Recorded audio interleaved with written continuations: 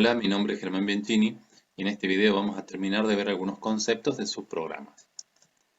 Lo que habíamos visto en el video anterior tenía que ver con la definición de lo que eran los procedimientos, las funciones, la forma de comunicación. Dentro de la forma de comunicación habíamos visto el paso de parámetros o argumentos como medio de transmitir datos entre un programa y un subprograma o entre mismos subprogramas. Otra alternativa que tenemos es trabajar también con las propias variables que están definidas en los ámbitos de los programas y los subprogramas. Tenemos una clasificación en función justamente de dónde están declaradas estas variables. Las primeras las llamamos globales, que van a ser aquellas que se declaran en el programa principal y tienen un alcance amplio porque van a poder ser vistas por todos aquellos subprogramas que se encuentren dentro del programa principal, más allá del nivel de anidamiento que tengan. Y después tenemos los que llamamos las variables locales, que van a ser aquellas que vamos a declarar en un subprograma cualquiera. Por lo tanto, van a ser locales dentro del ámbito de ese subprograma. A pesar de que, como vamos a ver ahora, también pueden ser ciertamente globales a aquellos subprogramas que se encuentran dentro del nivel de anidamiento de ese mismo subprograma original. Vamos a aclarar esta idea. En este caso tenemos un programa que hemos llamado 1. Dentro del programa 1 podríamos tener la definición de una cierta cantidad de variables. En este caso planteamos solamente la variable x de tipo entero, como un ejemplo. Esa variable x, declarada dentro del programa 1, se puede ver y se puede utilizar dentro de todos los subprogramas que se encuentran adentro del programa principal, es decir, dentro del subprograma 2, 3, 4, 5 y 6. Tiene visibilidad en todos los subprogramas. Ahora bien, si dentro del subprograma 2 tuviésemos declarada una variable j, por ejemplo, de tipo real, esa variable j se puede utilizar tanto dentro de ese mismo subprograma, el 2, como del 3, porque el subprograma 3 está declarado y existe dentro del subprograma 2. Del mismo modo, si tuviésemos dentro de este subprograma una variable k de tipo carácter, esa variable solamente podría ser utilizada dentro del subprograma 3, porque es local ese subprograma y como ya no hay más subprogramas internos, no va a poder ser utilizada en el ámbito de ningún otro más. Los otros subprogramas que están en el sentido inverso, digamos, de esta relación, no tienen la posibilidad de ver esa variable. Por ejemplo, el programa 2, el subprograma 2 y el programa 1 no pueden ver la variable k porque está dentro de un subprograma que está a otro nivel. Lo mismo sucede con los subprogramas 4, 5 y 6. Todo aquello que esté declarado en el subprograma 4 va a poder ser visto dentro del subprograma 4, del 5 y del 6. Y lo que esté declarado dentro del subprograma 5 solamente va a ser utilizado dentro de 5. Y del mismo modo, las variables declaradas dentro del subprograma 6 solamente van a poder ser utilizadas dentro de ese subprograma. Muy bien. O sea que tenemos dos maneras de comunicación, el pasaje por parámetros y las variables globales. Pero aquí hay que tener bastante cuidado y viene bien hacer estas observaciones. En general, el uso de las variables globales no es recomendable, en principio hasta no estaría bien visto porque tiene una serie de contras. Por ejemplo, genera ciertas dependencias. Si solamente imaginamos la situación donde tenemos por ejemplo, en el mismo caso que habíamos dicho recién, el programa principal había declarado una variable x de tipo entero. La usamos dentro del subprograma 3 porque la necesitamos. Queremos saber qué valor tiene esa variable y hacemos algo en consecuencia de acuerdo a ese valor. Ahora, ¿qué sucede? Habíamos dicho que una de las grandes ventajas del uso de los procedimientos y funciones era que nos permitían reutilizar justamente ese código en el ámbito de otros programas distintos que necesitasen la resolución de ese problema particular. Si nosotros dentro del código de ese subprograma estamos haciendo uso de variables globales, esto nos está obligando a que dentro de ese otro programa o esos otros programas donde querramos utilizar ese subprograma, también tengamos la variable x entera definida como variable global. Si esto no sucede, nuestro subprograma ya no va a funcionar bien. No va a tener sentido su código.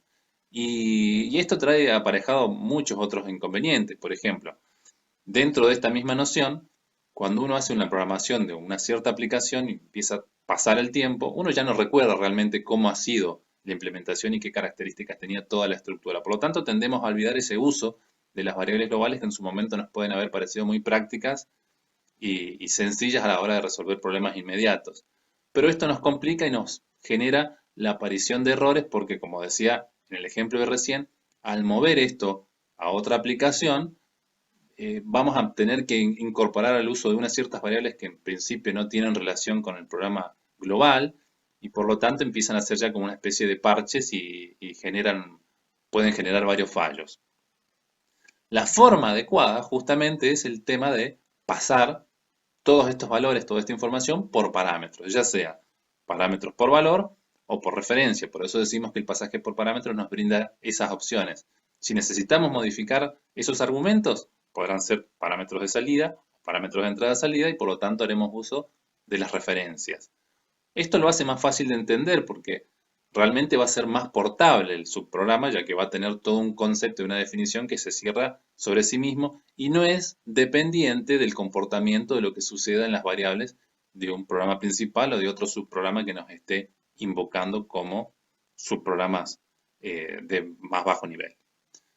Bien, para ir cerrando estas ideas, vamos a plantear un par de ejemplos. Nuestro programa se llama ejemplo 1, tiene definidas dos variables de tipo entera, una se llama número 1, la otra se llama número 2. Hay una interacción con el usuario, ya que le pide que ingrese esos dos valores, número 1 y número 2 los lee, e inmediatamente llama al procedimiento intercambio, que se supone que lo que debe hacer es intercambiar los valores del número 1 y número 2. La implementación de intercambio la podríamos hacer de esta forma. Primero que nada, como tenemos que devolver esos valores modificados, decimos que los parámetros van a ser por referencia, porque queremos cambiar sus valores, queremos que se modifiquen. E internamente vamos a hacer uso de una variable auxiliar, aux, de tipo entero también, en donde temporalmente vamos a poner el valor de número 1 para preservarlo, asignaremos el valor de número 2 sobre la variable número 1, sobre el argumento, mejor dicho, número 1, y finalmente el contenido de aux lo volcaremos sobre número 2 para que vuelva modificado al procedimiento principal. O sea que si siguiésemos la ejecución, lo que pasaría sería lo siguiente. El programa principal se empieza a ejecutar y cuando llega a la invocación de intercambio, le da el control a este procedimiento. Habíamos dicho que sucedía eso. Cuando un programa se ejecuta e invoca a otro, le cede el control para que el otro siga haciendo lo que debe realizar. En este caso, la relación que va a haber entre los argumentos, por ejemplo, intercambio llama con número 1 y número 2. Ahora, número 1 va a ser el parámetro real que dentro del procedimiento lo vamos a recibir como num1, que va a ser el parámetro formal. Es decir, adentro del procedimiento de intercambio vamos a hacer referencia a ese valor que venga con el nombre num1. Para nosotros va a ser el parámetro formal. Y lo mismo sucede con número 2. Número 2 va a ser el parámetro real y num2 va a ser el parámetro formal. Adentro del procedimiento de intercambio, el valor que tiene num1 es almacenado en num2 a través de esas instrucciones que recién estuvimos comentando y el valor que tiene num2 se va a almacenar sobre num1. Como ambos parámetros son por referencia, al terminar, mejor dicho, el procedimiento de intercambio y volver a darle el control al programa principal, el contenido de esas dos variables va a estar intercambiado como estábamos esperando. En el siguiente ejemplo, se nos pide realizar una función que calcule el cuadrado de un valor que le vamos a dar como argumento. Nuestro programa principal lee un número, una variable entera, número, e inmediatamente invoca a la función cuadrado.